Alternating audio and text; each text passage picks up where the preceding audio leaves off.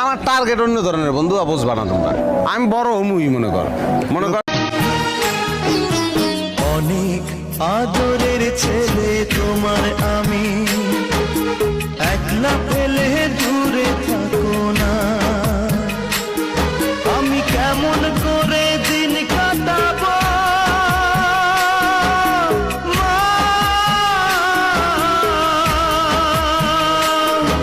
মিথ্যা কথা বললে দুনিয়াতে 5টি মারাত্মক রোগ দেখা দেয়। মিথ্যা বলাই যদি আপনার স্বভাব হয়ে থাকে তাহলে নিশ্চিত থাকুন এই 5টি রোগ আপনি জীবিত থাকতেই আল্লাহ তাআলা আপনাকে দিবে। প্রত্যেকটি ধর্মে কেন মিথ্যা কথাকে মহাপাপ বলা হয়েছে তা নিয়েই আধুনিক গবেষণা।